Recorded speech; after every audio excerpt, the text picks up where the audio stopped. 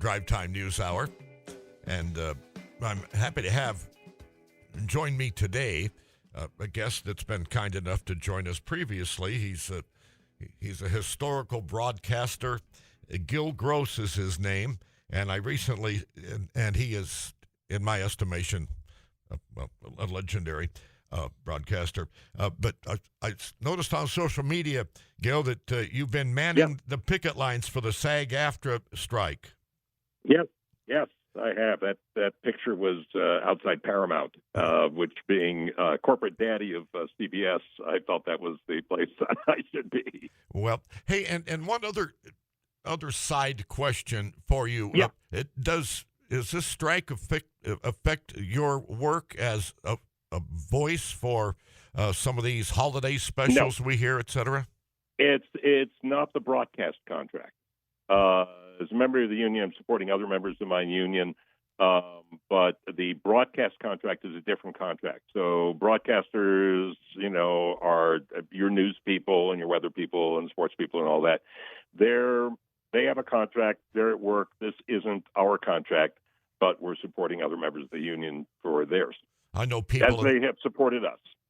Yes, I know people in this town that have SAG cards, and I actually can get paid for their local performances. And I presume you have a SAG card. Why are you there on those lines? Right now I'm at a friend's house. I have to be careful where I talk to you, because one time I did an interview with you on a plane. I said hijack. Next thing I knew, the plane turned around and I was met by federal agents. So I'm just at a friend's house at this moment. Okay. But why are you striking, so to speak? Why have you joined the picket line? Why am I supporting them? Because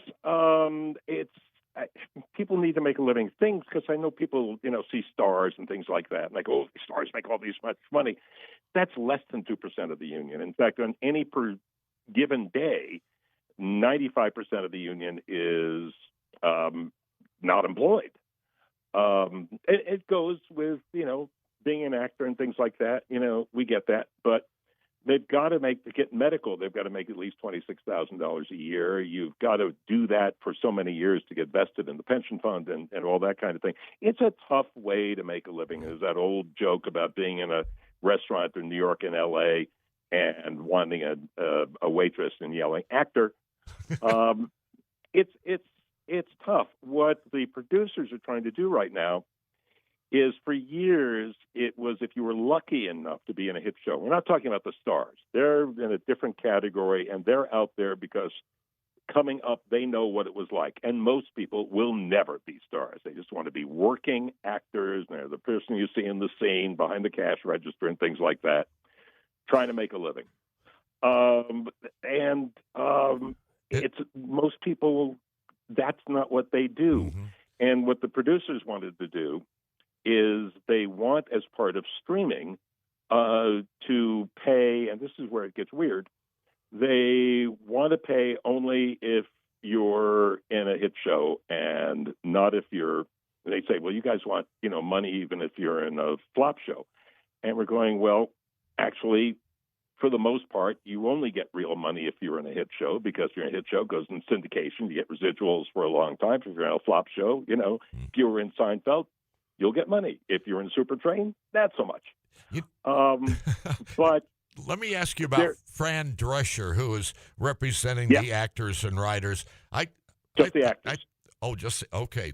The writers, the writers are a different union. WGA, we're together. It's a lot of the same issues, but they have their own people. I think Marilyn Steen represents them. I've been pretty impressed with her. Do you think she's handling this well for the actors? She's handling it brilliantly. And you never know, because the president of the union, these are not like professional union people. I mean, a lot of that went out in the old days when there were people who just ran unions for a living and there was a lot of corruption and bad things like that. That's mostly gone. Some of it, was self-destruct, and some of it was rooted out by, good investigations. Fran's a working actress. She understands the business. She understands the contract. She's very, very bright. She's doing a great job. I hear the music behind me. I'm going to have to wrap up here. The CEO of Disney reportedly makes $78,000 a day, and I kind of wonder if if those guys can't pull themselves up by their bootstraps, drive a Buick instead of a Cadillac and sell an island or something and do what the I'll actors make are it forced worse. to do. That's what Bob Iger makes.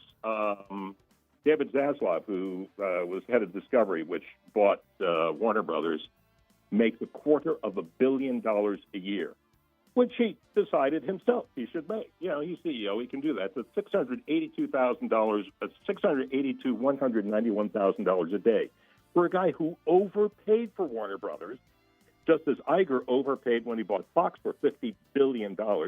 These guys, you've seen this in our business, Jack. Radio companies spent far too much money, and then they want to take it out on the performers, and that's what these clowns are asking for. It's like, look, if you're a good CEO, I want you to be great. I want you to succeed. I want you to make a lot of money because then I do.